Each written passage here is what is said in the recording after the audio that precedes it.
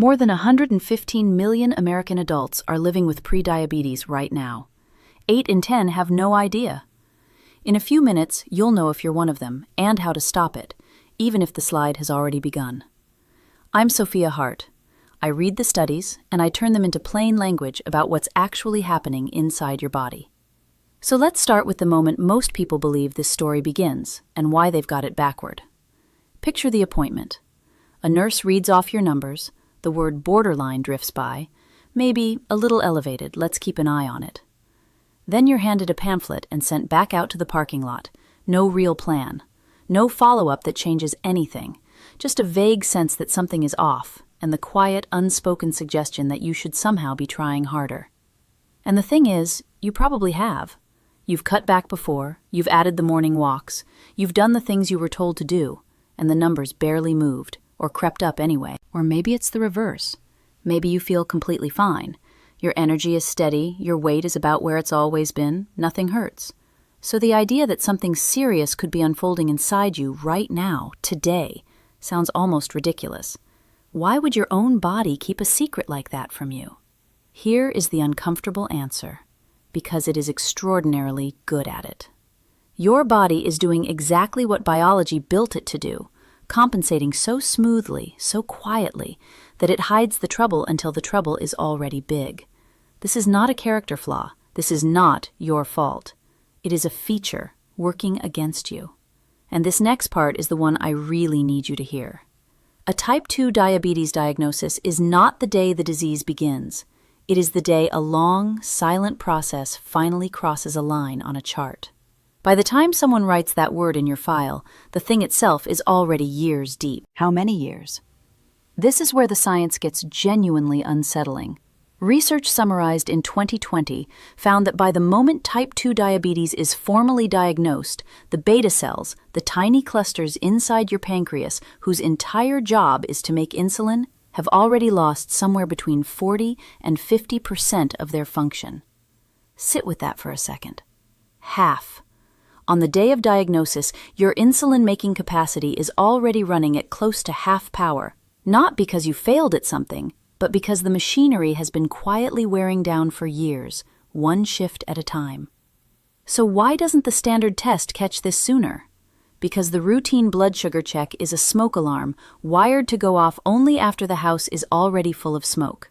For most of this process, your sugar reads normal, reassuringly, deceptively normal, while the real damage is building somewhere the test isn't even pointed. That is the quiet cruelty of it. The decade when all of this is most reversible is the exact decade when nothing feels wrong and nothing tests wrong. By the time the alarm finally sounds, the years that mattered most are behind you. But here is what almost no one tells you. There is a single signal, one quiet marker that rarely makes it onto a standard lab panel, that begins moving years before your blood sugar ever does. Stay with me, because in just a few minutes I'll show you exactly what it is, how to find out where yours stands, and what it tells you about whether this is already happening to you. Because it might be. And if it is, the single most important thing I can tell you right now is this.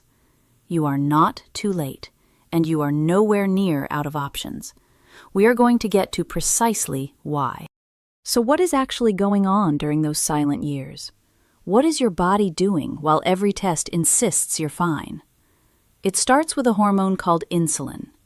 After you eat, your blood fills with sugar, and insulin is the messenger that knocks on the door of your cells and tells them to open up and take that sugar in for fuel.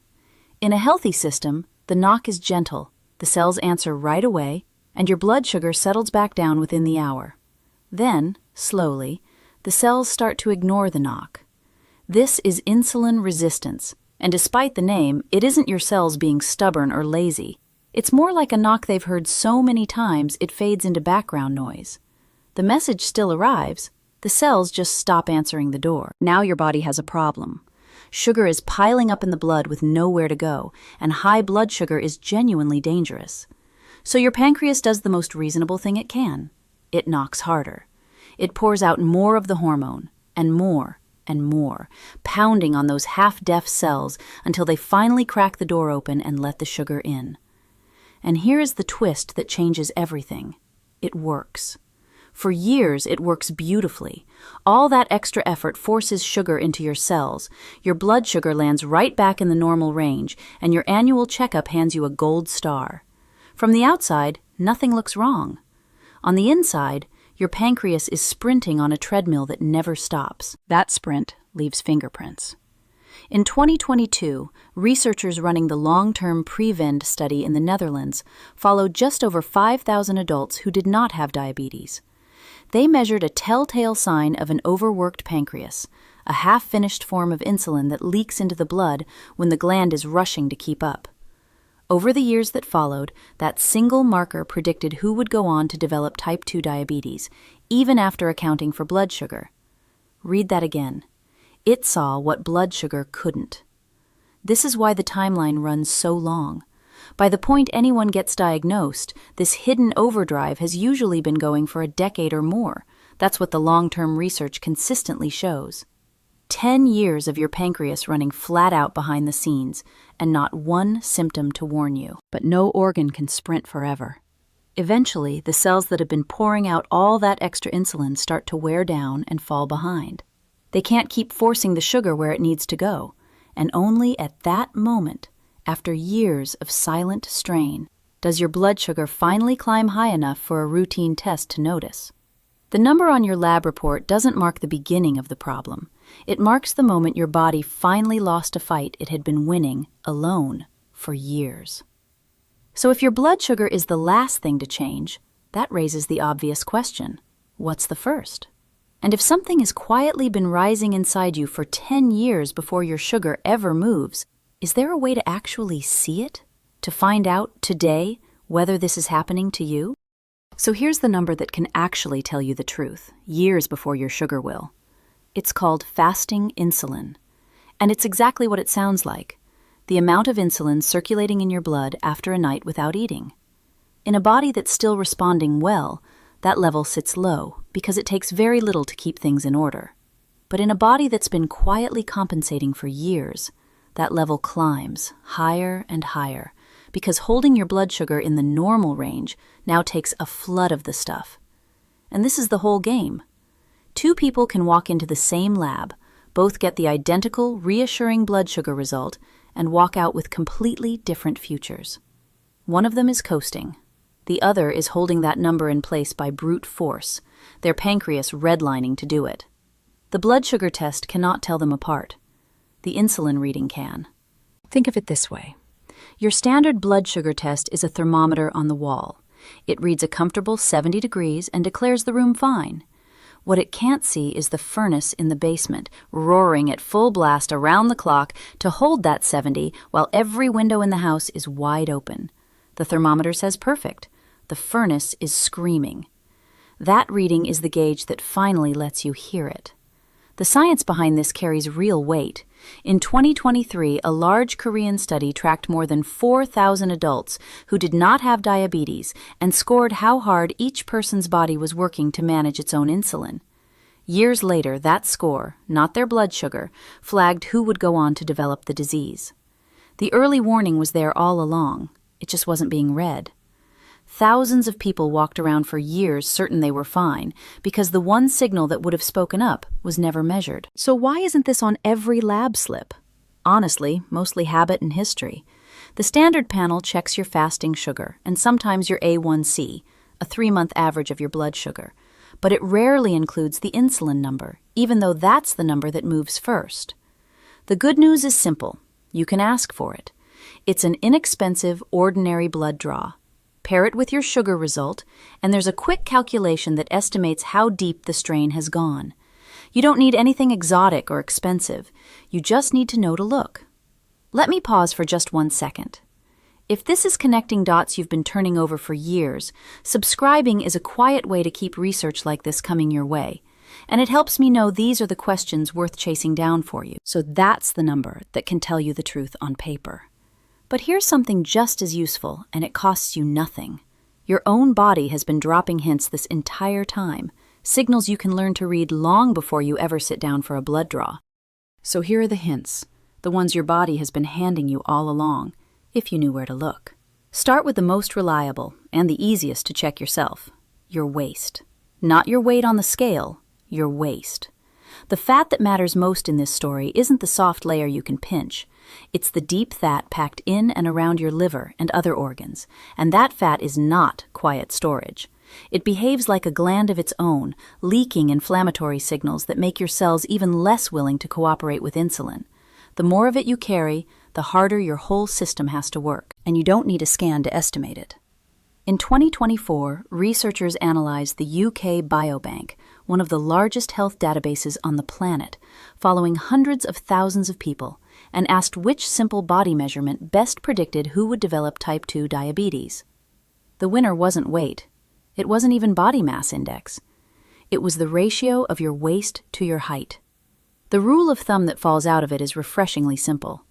Your waist should measure less than half your height. Grab a tape measure tonight. That one number tells you more than the bathroom scale ever has. Then there are the signs you feel. The heavy fog that rolls in an hour after a big meal. The crash that sends you hunting for coffee or something sweet around 3 in the afternoon. The hunger that shows up again surprisingly soon after you've eaten. Each one is the fingerprint of your blood sugar spiking and dropping, and the surges of insulin scrambling to chase it. One rough afternoon means nothing.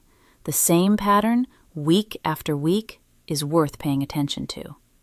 And then there are the signs you can actually see. One of the most telling is easy to overlook.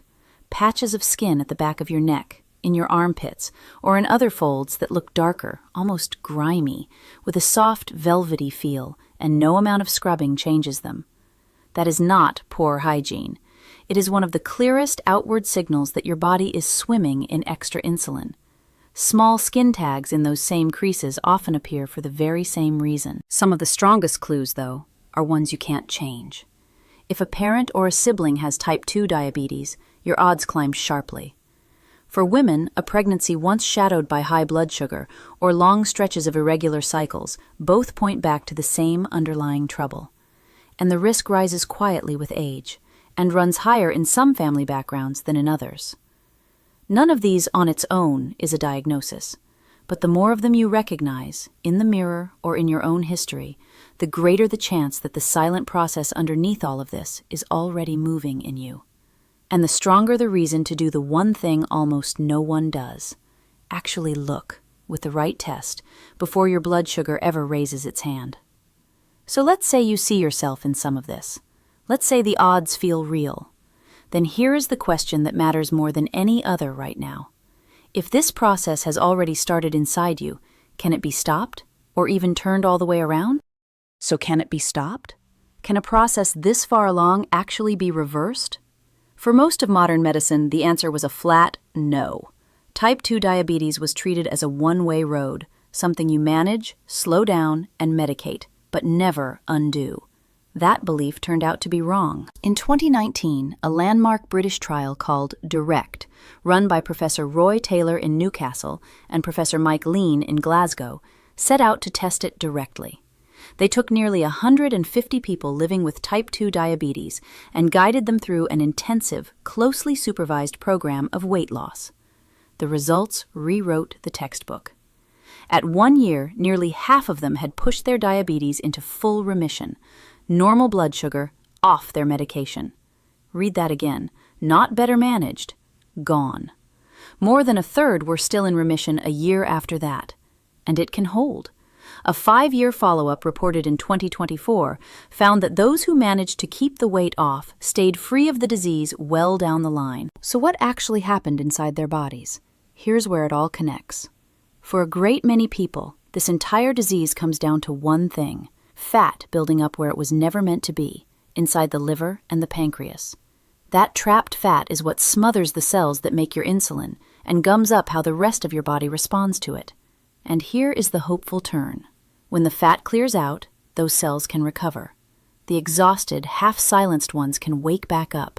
The organ everyone assumed was permanently broken was, in countless cases, just clogged. And you don't have to become thin to do it. This is one of the most freeing findings in the whole field. Each of us carries a personal fat threshold, a private tipping point for how much fat our organs can take before they start to buckle. It sits in a different place for every person. Some cross it while still looking, by every chart, perfectly ordinary. A smaller follow-up study from the same team found that even people who were never heavily overweight could reach remission by shedding a modest amount and slipping back under their own line. You're not chasing anyone else's number. You're getting back beneath yours. But here is what should change how you feel about all of this. The earlier you act, the more likely every bit of it becomes. Remission comes far easier when the disease is young, when those overworked cells are tired but not yet gone, which means the silent decade, the very stretch that felt like a cruel trick because nothing hurt and nothing showed, is not your enemy. It is the single biggest window of opportunity your body will ever hand you. The years when the damage is quietest are the exact years when it is most undoable. So the question isn't really whether you can change the course of this. The research says, more often than not, you can. The real question is what you do with that window, starting now. So here's what the research actually points to. Not a rigid plan, but the levers that matter most. The first one costs you almost nothing. Find out where you really stand. Ask for the early blood test that reads your insulin, not just your sugar. Take a tape measure to your waist. Notice the patterns in your energy and your skin. You can't change what you refuse to look at, and the whole tragedy of this disease is that it counts on you not looking. From there, the science converges on a short, unglamorous list. Lighten the load on your liver and pancreas. For most people, shedding excess fat is the single most powerful move there is. And remember, it's about getting under your own line, not anyone else's. Build muscle and keep moving, because active muscle is where most of your sugar gets burned, and it helps your body handle sugar far more efficiently again. And shape your meals so your blood sugar rises in slow swells instead of sharp waves. More whole, fiber-rich food, and real gaps between meals so your body isn't bracing against a flood every few hours. This isn't wishful thinking. An American study called the Diabetes Prevention Program followed more than 3,000 high-risk adults, and its long-term follow-up has confirmed that a structured shift in how people lived cut their risk of developing diabetes by more than half, with the protection still measurable more than 20 years later. That same study tested a widely used medication, metformin, alongside it. The medication helped. The change in daily habits helped more. One honest caution. This is the map, not a prescription written for your particular body. What you actually do with it, especially if you're already taking anything for your blood sugar, is a conversation for you and a doctor who can see your whole picture. Never adjust a medication on your own. If this gave you a clearer map than you've had before, subscribing is how the next piece of research finds its way to you. And if something here raised a question about your own body, something you want me to dig into and translate, leave it in the comments. I read them, and they decide what I chase down next. Here's the last thing, and the part I most want you to carry out of this. The silence was never a sign that nothing was wrong. It was the sound of a problem you couldn't yet see, but you can see it now. You know what's happening under the surface, you know how to check, and you know that the quietest years are the ones most open to change. The decade that used to belong to the disease, unnoticed, unopposed, starting today, it can belong to you. I'm Sophia Hart. Take care of yourself out there, and I'll see you in the next one.